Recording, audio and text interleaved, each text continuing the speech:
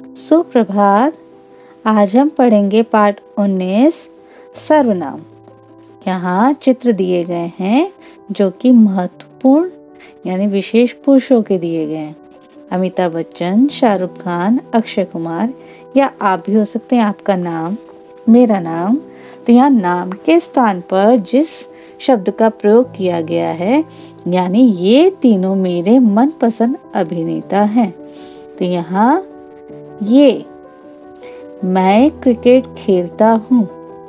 यहाँ मैं वह घर बना रही है। वह हम पिकनिक जा रहे हैं। तो यहाँ जो दृश्य में नाम के स्थान पर जिन शब्दों का प्रयोग किया गया है वह शब्द सर्वनाम शब्द कहलाते हैं। तो यहाँ परिभाषा है, संज्ञा के स्थान पर प्रयोग में लाए जाने वाले शब्दों को सर्वनाम कहते हैं। यहाँ जो अनुच्छेद दिया गया है वह हम कक्षा में पूर्ण करेंगे और हम जानेंगे कि सर्वनाम के भेद कितने होते हैं। तो सर्वनाम के भेद होते हैं 6 भेद। कितने? 6। पहला पुरुषवाचक सर्वनाम, निश्चयवाचक सर्वनाम, अनिश्चयवाचक सर्वनाम, प्रश्नवाचक सर्वनाम, संबंधवाचक सर्वनाम, निजवाचक सर्वनाम। यहाँ पुरुषवाचक सर्वनाम क्या होते हैं हम जानेंगे।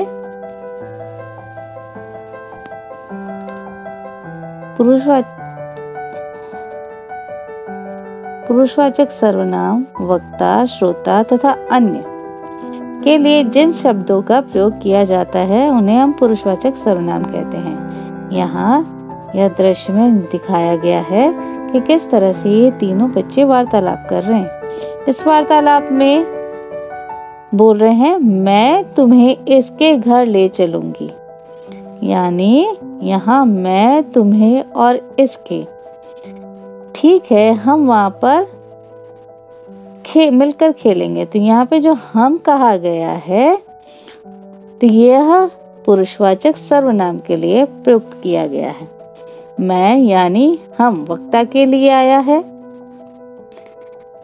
और तुम्हें श्रोता के लिए आया है और इसके अन्य के लिए आया है। यानी अन्य पुरुष क्या होते हैं।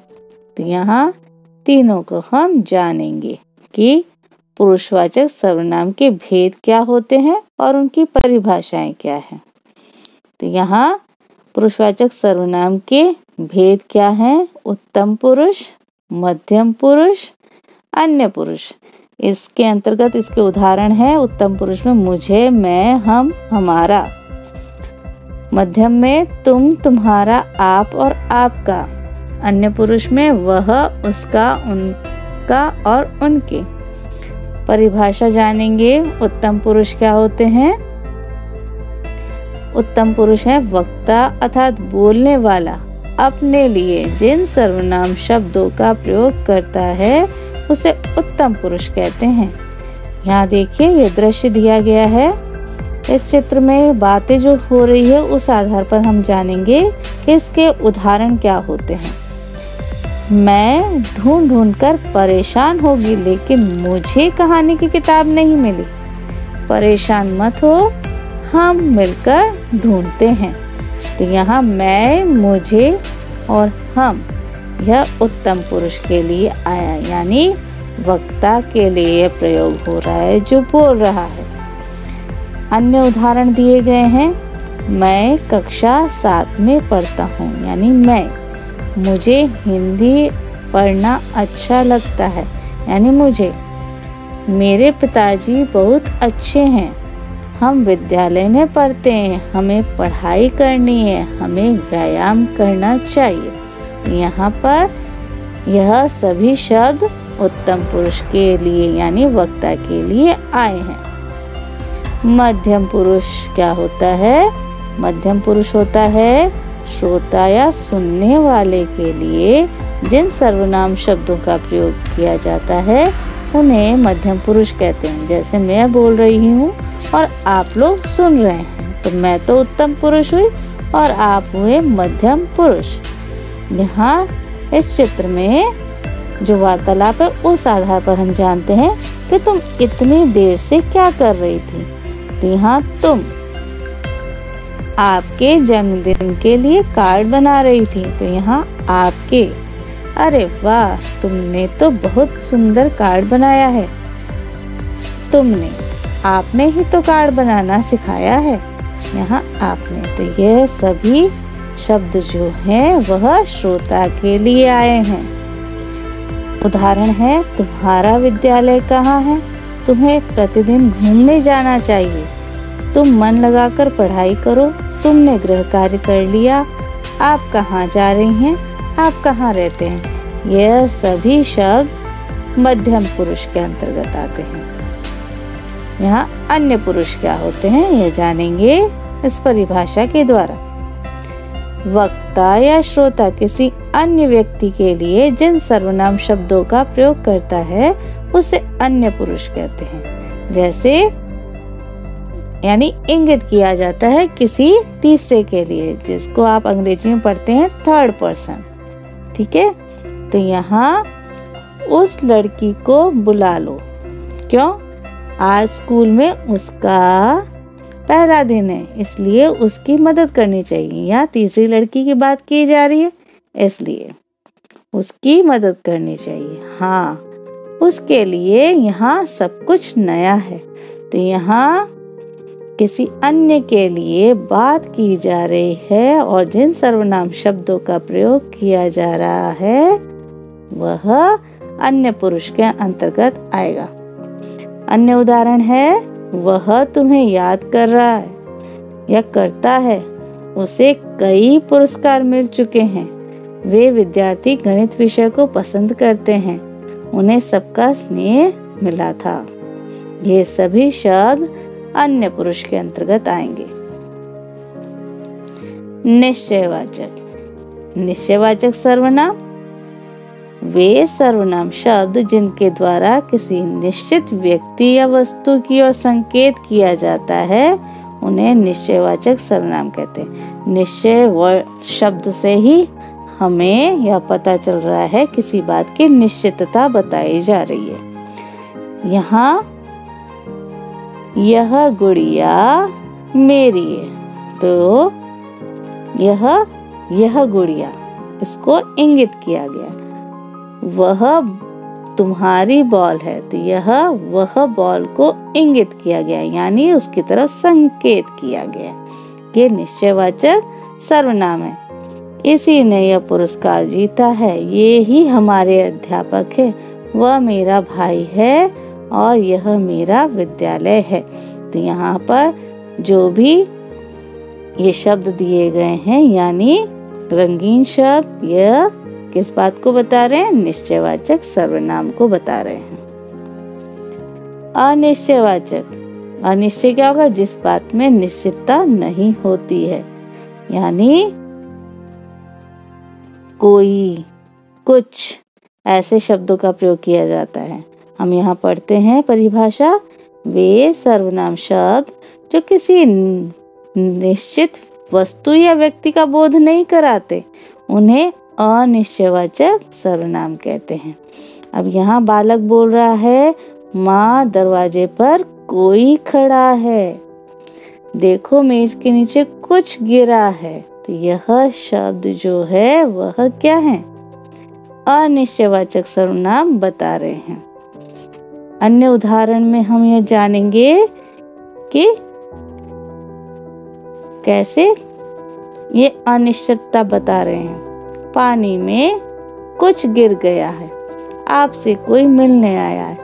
किसी ने तुम्हारी पेंसिल ले ली। कोई आपको बुला रहा है। आप भी कहते हैं ना घर में किसी का फोन आया है, तो ये भी आप जो कहते हैं यह क्या होता है? अनिश्चयवाचक सर्वनाम। अगला है प्रश्नवाचक सर्वनाम। प्रश्न किस तरह से किए जाते हैं? क्यों, कहाँ, कब, है ना? तो यहाँ प्रश्नवाचक सर्वनाम के लिए वे सर्वनाम शब्द जिनका प्रयोग प्रश्न पूछने के लिए किया जाता है उन्हें प्रश्नवाचक सर्वनाम कहते हैं। तुम कहाँ गए थे? तो यहाँ कहाँ, कल स्कूल की छुट्टी क्यों है? तो यहाँ क्यों, यह कहाँ और क्यों क्या कर रहे हैं? प्रश्न का बोध करा रहे हैं। तो यह प्रश्न पूछा गया है, यह प्रश्नवाचक सर्वनाम है। अन्य उदाहरण है, यह किसकी पुस्तक है? बाहर कौन खड़ा है? तुम कौन सा विषय पढ़ रहे हो? माँ ने क्या बनाया है? ये सभी प्रश्न बोध करा रहे हैं, क्या, कौन सा, किसकी आदि। संबंधवाचक, संबंध क्या होते हैं?